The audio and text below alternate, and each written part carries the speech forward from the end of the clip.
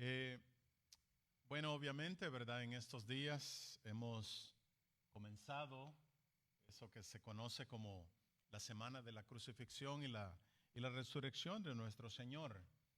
Y yo quiero hablar de algo que comenzó a leer mi hermano, ahí, aunque lo que voy a hablar se registra en varios de los evangelios, y es un poco, solo un poco, porque este tema es tan profundo. Quiero hablar de la agonía que el Señor experimentó allá en el Monte de los Olivos o en el huerto de Getsemaní, porque fue algo real, algo verdaderamente conmovedor. Esto ocurre el mismo viernes que el Señor va a ser crucificado, el mismo viernes. ¿Por qué? Porque esto está ocurriendo el jueves en la noche y de acuerdo al calendario judío, para que se ubique más o menos, un día comenzaba al ponerse el sol. De ahí comenzaba el día siguiente. Más o menos como a eso de las 6 de la tarde a las 6 de la mañana, más o menos, o perdón, de 6 de la tarde a 6 de la tarde era como se marcaba un día. Entonces, esto está ocurriendo en ese mismo viernes, para que vaya ubicándose en todo lo que el Señor estaba experimentando. Por nosotros, que nunca se nos olvide eso. Y lo que veremos aquí, o lo que estamos viendo, es un sufrimiento que el Señor nunca antes había experimentado. De esto fue lo que hablaron los profetas. Se recuerda una escritura muy conocida, Isaías 53. El profeta dice ahí, identifica a nuestro Señor Jesús como el varón de dolores. Era una escritura muy conocida. Lo identifica como aquel, dice, que fue herido y molido por nuestros pecados. Esos eran los nombres. Lo identifica como el quebrantado. O sea que Jesús en su trayectoria no sería un extraño al dolor o al sufrimiento. En sus 33 años de vida sería expuesto constantemente al peligro. Bueno, si lo analizamos, literalmente desde que nació empezó a experimentar los peligros.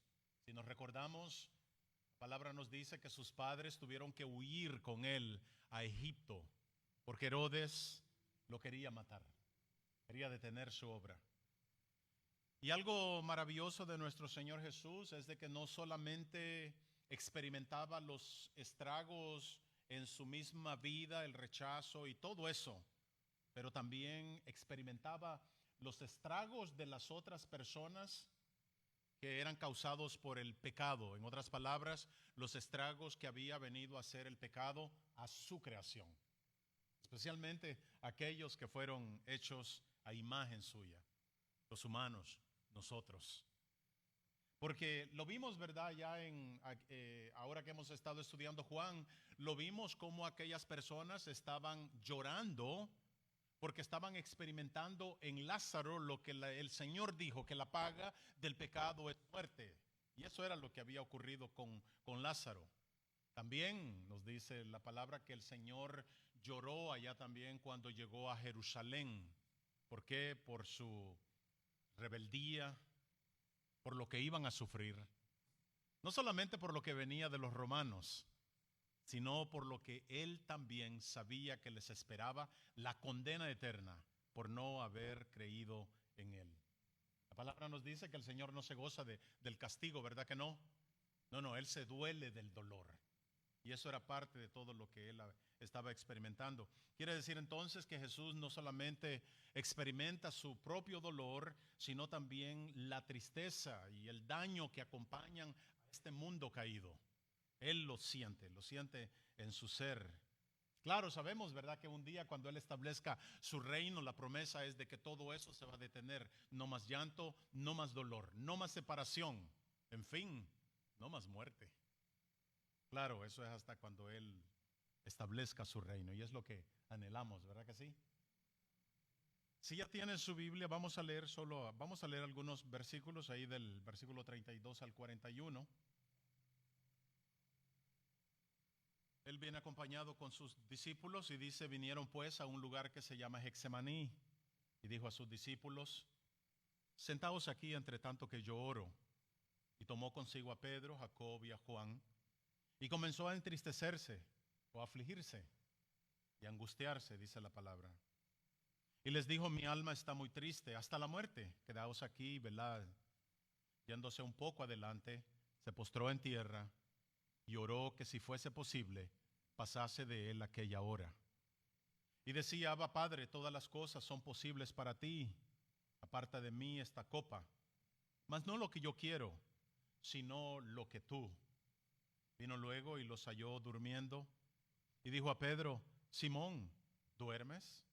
¿No has podido velar una hora? Velad y orad para que no entréis en tentación. El espíritu a la verdad está dispuesto, pero la carne es débil.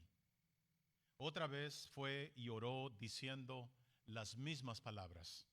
Acuérdense, las mismas palabras es que le está pidiendo al Señor que quite o que pase esta copa. Al volver otra vez dice que los halló durmiendo porque los ojos de ellos estaban cargados de sueño y no sabían qué responderle. Vino la tercera vez y les dijo: dormid ya y descansad. Basta, la hora ha venido. He aquí el Hijo del Hombre es entregado en manos de los pecadores.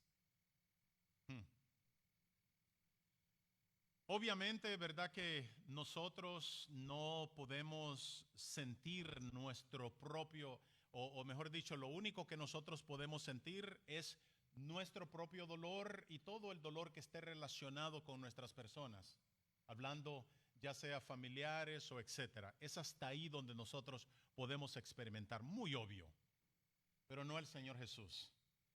Lo que la palabra nos dice es de que Él absorbió en su ser el dolor de toda la humanidad, de todos, porque todos estaban hechos a su imagen. Y aquí entonces, en esto que leímos, Él comienza a sentir el impacto de todo esto. Algunos han llamado esto como la segunda tentación de Él. Y la experiencia de Él, dice la palabra, que fue tan severa que empezó a sudar como con sangre, una mezcla. Obviamente, dijo alguien, esto nosotros nunca lo vamos a comprender porque ya esto es terreno sagrado. Esto es una lucha sobrenatural. O alguien dijo, esta es una lucha privada y divina. Esto es un asunto de Dios. Y esta, mire, es la segunda agonía que el Señor estará experimentando. Obviamente, la primera le vendría unas horas después, podríamos decirlo, allá en la cruz. Todavía falta esa. Pero esta es la segunda agonía. Nosotros yo creo que ni siquiera podemos imaginarnos del sufrimiento o lo que él está experimentando aquí, porque es como si todas las fuerzas del mal se han unido también en esto para atormentar a nuestro Salvador. Este es el momento de ellos. Por decirlo así, es lo que ellos estaban esperando. Antes hemos visto, ¿verdad?, que había sido tentado por el diablo, pero nada comparable a esto. Esta es la noche que el Señor empieza a experimentar esa ira, la copa de la ira divina que pronto estaría tomando. Mire qué cosas. Es tan terrible la angustia del Señor, no es algo teórico, lo podemos ver en sus palabras. Oiga esa expresión: mi alma está muy triste hasta la muerte. Estas palabras son fuertes. Aquello que estaba experimentando el Señor literalmente sentía que lo estaba matando. Esa era su experiencia. Antes vimos, ¿verdad?, que el Satanás lo había tentado en su soledad o en su necesidad, cuando se encontraba ya en el desierto. Y ahora entonces él, o ahí mismo él lo estaba tentando. Era como decirle: hey, tú eres el Hijo de Dios, tú no tienes que estar pasando por toda esta humillación. No tienes que sufrir hambre, no tienes que sufrir desprecio. En otras palabras, yo puedo hacer para que vuelva otra vez tu reconocimiento. Aquí estoy yo te puedo salvar. Yo puedo hacer que vuelva otra vez esa honra que tú te mereces. Esa fue una lucha fuerte. ¿Se acuerda? El muy atrevido viene y le dice, yo te puedo ofrecer los reinos. En otras palabras, no tienes que ir a conquistarlos. Yo te los puedo dar.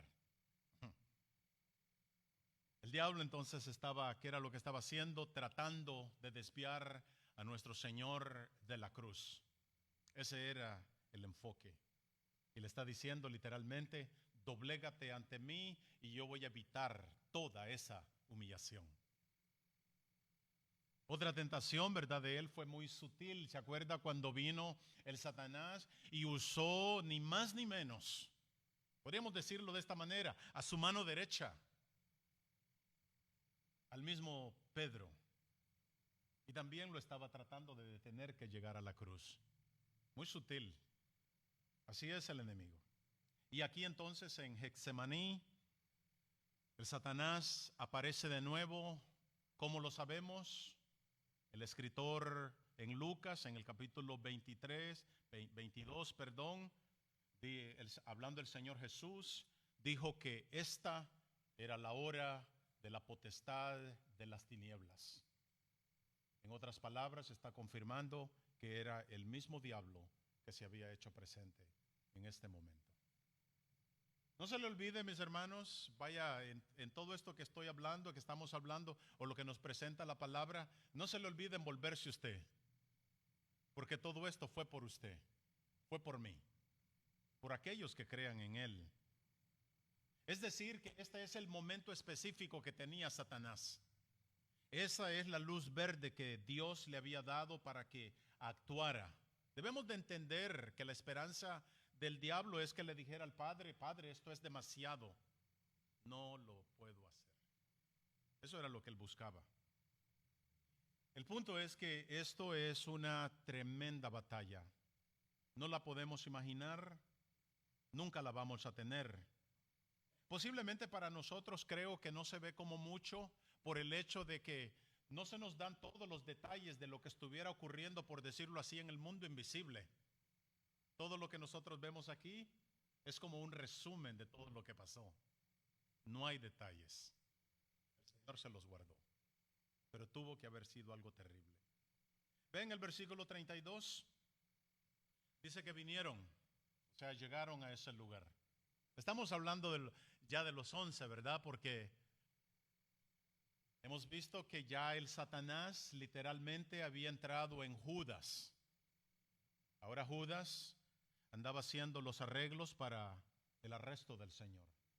Estaba organizando a lo que él fue llamado.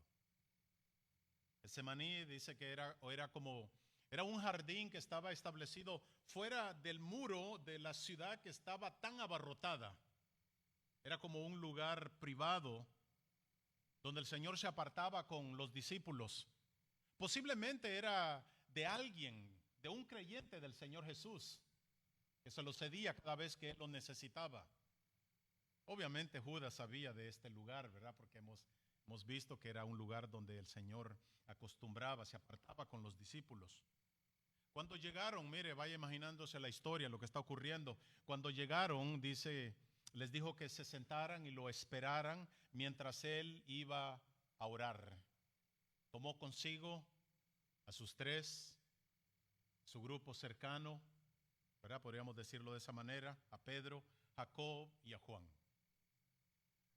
Lucas nos da el detalle que los mandó no a sentarlos nada más, sino que los mandó a orar para no entrar ¿en qué? En tentación. Grábese eso.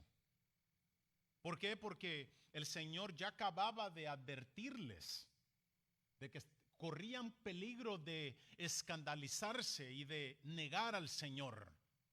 Cuando una persona está escandalizada, está turbada, no está en control, cualquier cosa puede pasar. Es muy vulnerable. Y los manda a usar el arma que ellos ya contaban, la oración. Porque ya el Señor les había enseñado a orar. Y en esa oración fue muy específico cuando el Señor les dijo, Señor, no nos dejes caer ¿en qué? En tentación, mas líbranos del mal. Me gustaría tener mejores palabras para poder experimentar, para poder darle a conocer lo importante que es esto. Pero ellos, mire, ellos subestimaron la oración, que es uno de los medios de la gracia con la que contaban. Oiga eso, los medios de la gracia con la que nosotros contamos es la oración. O sea, podemos acudir a eso, eso lo necesitamos. ¿Qué ocurrió con ellos? Confiaron en su propia fuerza y no comprendieron la seriedad de la situación. Confiaron en ellos. Era un momento, hermanos, lo que está ocurriendo, era el momento para que ellos invocaran la protección de Dios, porque lo que venían era lo más peligroso que ellos habían experimentado hasta este momento. Esto no era un juego.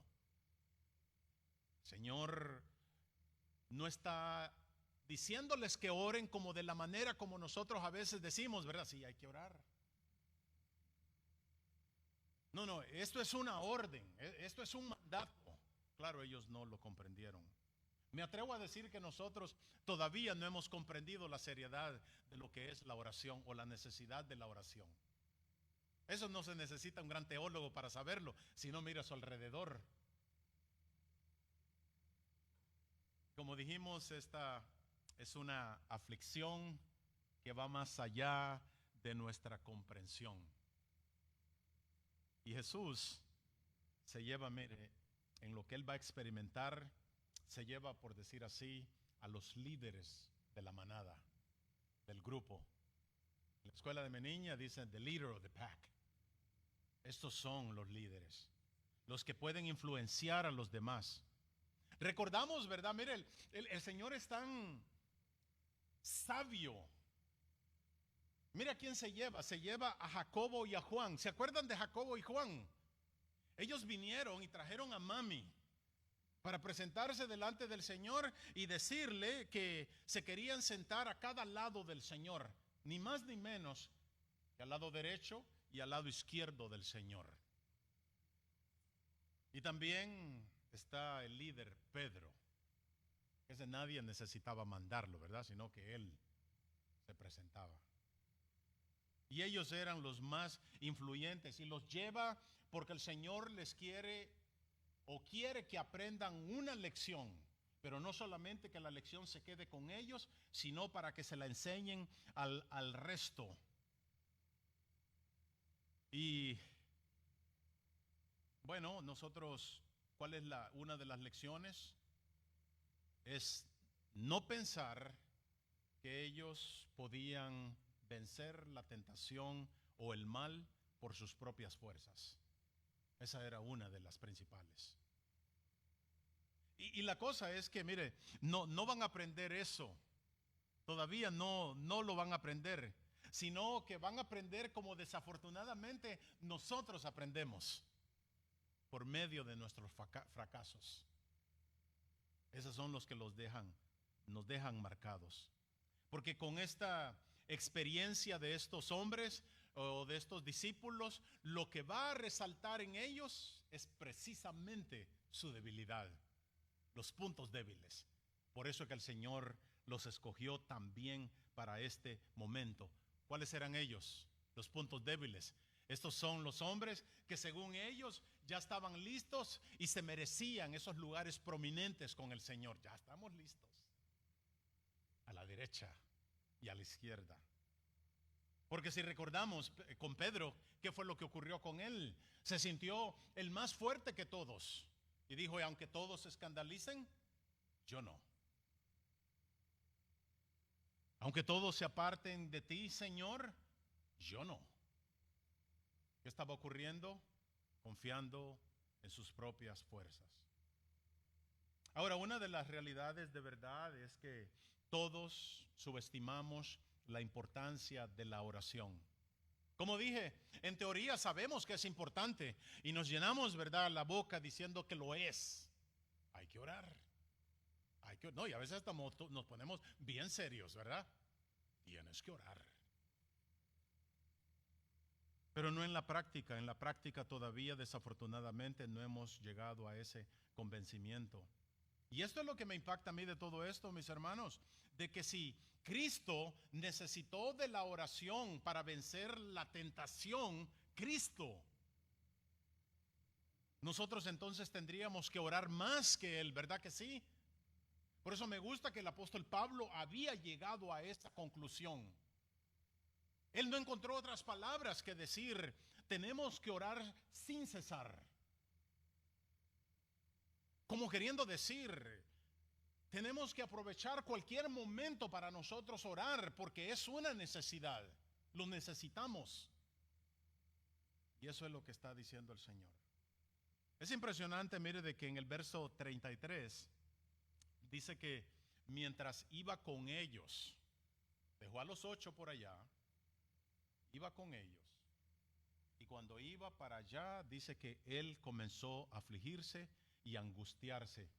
Es decir, que ellos lograron percibir la seriedad de la situación. No habían visto eso en el Señor. Pero que angustiado es un término interesante. Indica también cuando alguien se asombra, cuando alguien ha sido impactado por algo al punto de espanto. Y eso es lo que el Señor está experimentando. Dice que es como una tristeza intensa, tan intensa que llega al punto paralizante. Ahora, ¿por qué el Señor está asombrándose? Si Él lo sabe todo. ¿Será porque su nación lo está rechazando? ¿Está siendo rechazado por su mismo pueblo? ¿Será porque solo en unos minutos o unas horas va a ser ahora rechazado aún por sus amigos? ¿Se estará asombrando porque sabe que viene la cruz? ¿Y porque sabe que viene la muerte? ¿O lo que viene antes, los golpes y los insultos y la humillación y el desprecio? Mire que es asombrante que a pesar que todo eso le va a inyectar un dolor incontrolable, no es eso lo que está causando toda esa angustia, sino la anticipación de experimentar la voluntad del Padre y abrazar o convertirse en el sacrificio para poder cargar sobre Él todo el pecado y toda la maldad del mundo. Con eso es lo que está luchando. Para nosotros, eso que acabo de decir, para nosotros eso no es mucho. ¿Por qué? Porque nosotros estamos ambientados con el pecado. El sentir un poco más de pecado no es tanto. Pero no con el Señor. ¿Por qué? Porque el Señor es absolutamente santo. Él nunca ha experimentado tampoco la ira de Dios. Es un ser perfecto. La lucha del Señor es totalmente diferente a la de nosotros.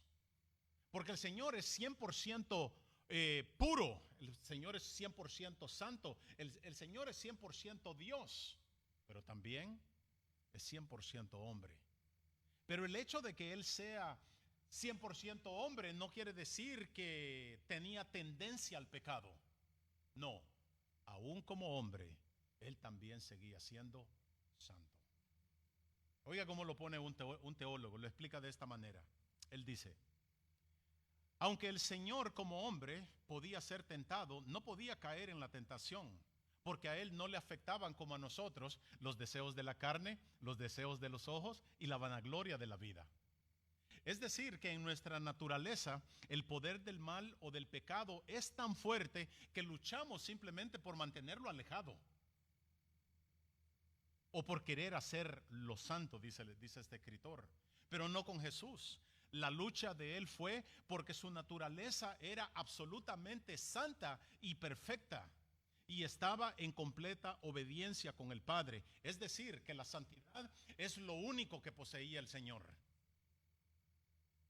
Y por así decirlo, lo que Dios le estaba pidiendo era de que aportara o que cargara con el pecado, no que pecara, como he oído algunos decir.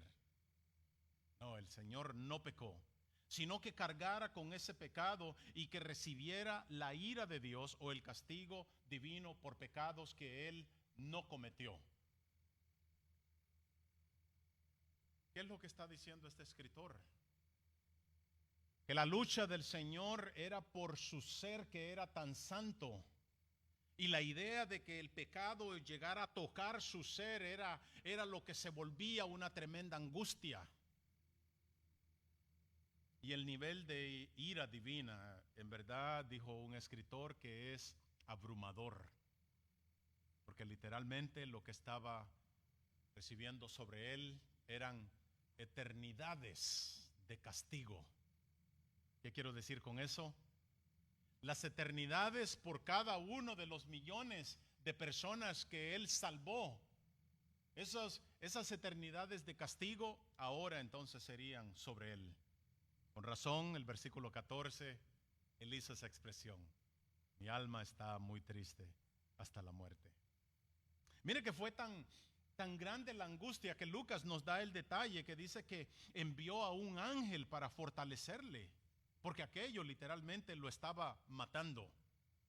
Y el doctor Lucas es el que da ese detalle que dice de que su estrés físico fue tan intenso que su sudor era como grandes gotas de sangre que caían hasta la tierra. Tenía que haber sido Lucas que habló de ese detalle. No voy a entrar mucho en eso, pero se dice que el nombre clínico de esto es hematidrosis. Y los médicos dicen que aunque son casos muy extraños, muy raros, sí han ocurrido y ocurren por un inmenso estrés. Una tremenda angustia que una persona puede experimentar, que lo lleva, dice, al grado donde los capilares se inflan y explotan. O sea, esas venas tan diminutas que llevan la sangre, y entonces dice que la sangre sale por las glándulas sudoríparas, por donde sudamos, y sale entonces la sangre mezclada con sudor. Y todo esa intensa angustia, vemos que el Señor una vez más acude a su único refugio. Él vuelve otra vez a su Padre y oiga las palabras de él, le dice: Padre, si quieres, pasa de mí esta copa. Si quieres. No como un muchacho manipulador, ¿verdad? De lo que los tenemos. No, no de esa manera. Si quieres. Jesús en Lucas 22:53 dice que dijo que esta es la hora de la potestad, de las tinieblas. Él entonces, el Satanás, estaba haciendo todo lo que estaba a su alcance. Mire, es importante aclarar esto porque también lo he escuchado. Esta petición de nuestro Señor Jesús no es debilidad por parte de Él. No, no es eso lo que se está manifestando aquí. Es lo mismo que acabamos de decir. Él simplemente, como santo, está repugnando toda esta maldad y toda la suciedad del pecado. Padre, si quieres, pasa de mí esto.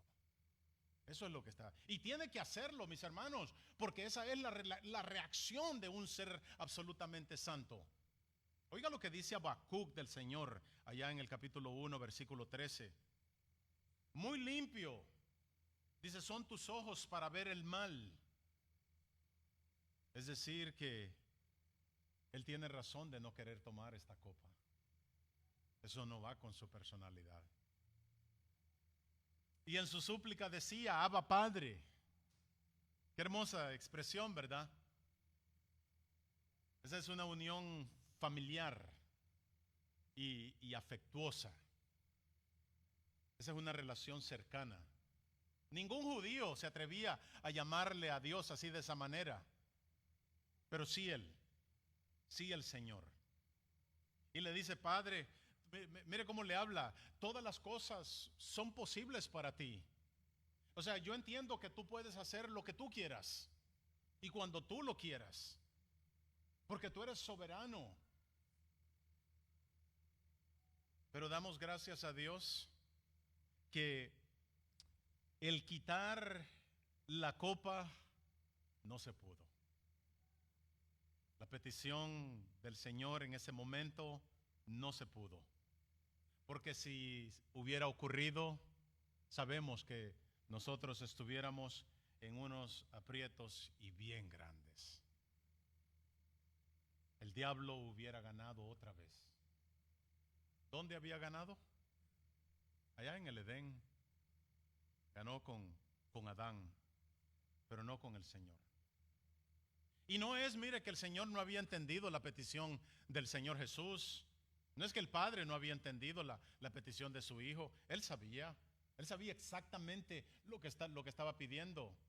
En el Antiguo Testamento sabemos de que esto de copa siempre ha sido un símbolo de la ira divina.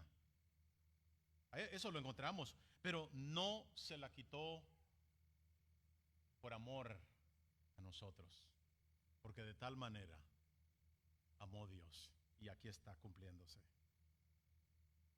De por sí, mire que cuando los mismos discípulos trataron de evitar que el Señor fuera a la cruz, el Señor les dijo, la copa que el Padre me ha dado, ¿no la he de beber? Y muy pronto vamos a ver aquí en Juan, el capítulo 12, en el versículo 27, veremos que el Señor ya comenzaba también a experimentar esta angustia de allá de Getsemaní. Porque dice, ahora está turbada mi alma. ¿Y qué diré? Padre, sálvame de esta hora. Ya lo comenzaba a experimentar. Pero mire qué maravilloso.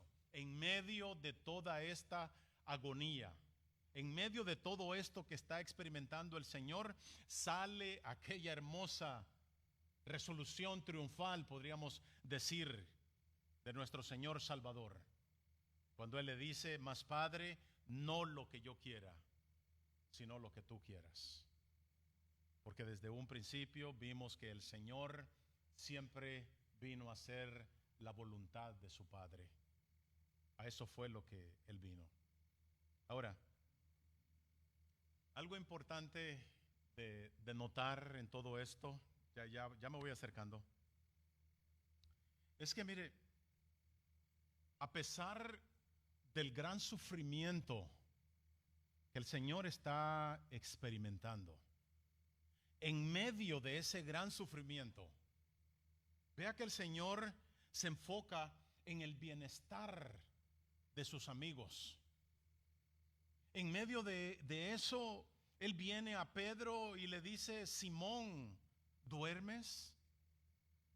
¿No pudiste velar ni por una hora? Podemos decir, ¿verdad? Que sí, lo entendemos, ha sido una noche larga. ¿Por qué no? Una semana bien larga. En medio de ellos ya se dieron cuenta que hay un traidor. Aparte, el maestro de ellos, el que han venido siguiendo por casi o por más de 3 años, les ha dicho que va a morir.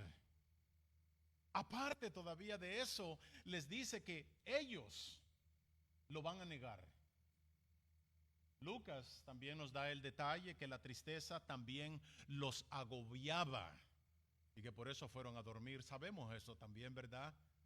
Hay momentos que puede llegar tanta tristeza al ser humano que el dormir un rato ayuda por lo menos a un alivio temporal. Podemos comprender eso. Pero la advertencia, mire, del versículo 38 de parte del Señor es urgente y le dice, velad, orad para que no caigan en tentación. Y alguien que se dio cuenta de la manera, yo creo, más difícil fue el mismo apóstol Pedro. Porque él, mire, después, allá en Primera de Pedro, en el capítulo 5, el versículo 8, él dirá, velad, porque vuestro adversario, el diablo, como león rugiente, anda alrededor buscando a quien devorar. El hombre lo experimentó. Pedro lo experimentó. Y él pensó que podía manejar la situación por sus propias fuerzas. Por eso alguien dijo, las buenas intenciones no son suficientes. Tuve la intención de orar. Por eso Jesús en el versículo 38 nos da una tremenda lección sobre eso, sobre lo de las buenas intenciones. Él dice que el espíritu a la verdad está ¿qué? Dispuesto, pero la carne es débil. O sea, mire lo que nos está diciendo aquí con esto el Señor. Quiere decir que aunque tengamos al hombre regenerado o la naturaleza regenerado y aunque tenga buenas aspiraciones, todavía la carne sigue siendo débil. Todavía. ¿Cuál es la lección? Siempre nosotros necesitamos del poder divino de Dios. Siempre. Siempre.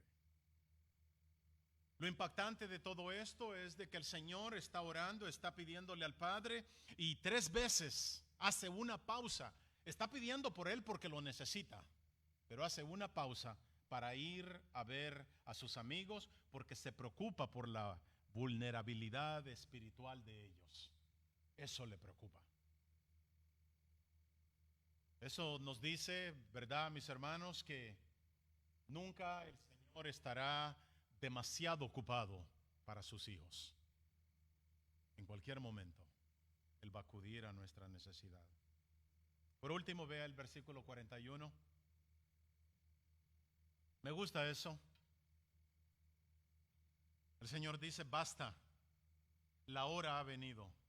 He aquí el Hijo del Hombre es entregado en manos de los pecadores. Esas no son palabras de derrota. Esas son palabras de fortaleza. ¿Qué es lo que está ocurriendo aquí? La tentación ha sido superada. Ya salió de aquella angustia, o por lo menos de la angustia de ese momento. Y posiblemente, dice un escritor, ahora él, a lo mejor ensangrentado, va y ahora él mismo se encamina a los que venían a sus opresores, a sus verdugos. Él mismo va con ellos. Se dice que eran estas personas que vinieron con palos, ya ha visto, ¿verdad? Conoce la historia. Dice que por lo menos eran unas 600 a 1000 personas o 1000 hombres. Porque según los sacerdotes y los líderes, podríamos decir las autoridades, ellos pensaron que el pueblo lo iba a apoyar, porque le tenían miedo al pueblo. Aunque el Señor Jesús nunca necesitó la ayuda de nadie. No necesitaba.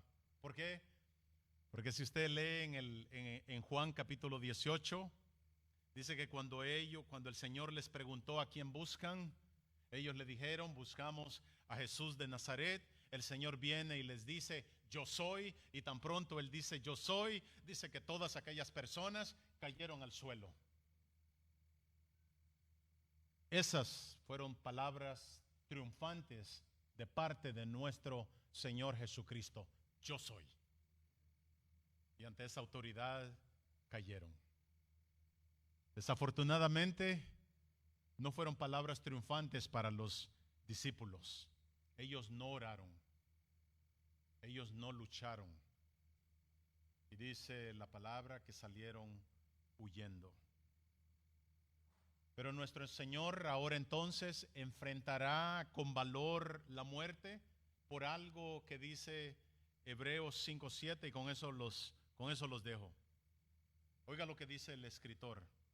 Dice que Cristo, en los días que estuvo en la tierra, ofreció ruegos y súplicas con gran clamor y lágrimas al que lo podía liberar de la muerte, y fue oído a causa de su temor reverente. Eso es una cita precisa de lo que está ocurriendo aquí en Getsemaní. El Señor dice que suplicó con gran clamor y lágrimas a aquel que lo libraría de la muerte. Quiere decir que el Señor entonces desde un principio confió en esa promesa de la resurrección. Por eso siempre habló que su cuerpo no iba a haber corrupción, como dijeran los escritores. Eran palabras de victoria en medio de gran sufrimiento. Y ese es nuestro Salvador. Amén. Dios me los bendiga.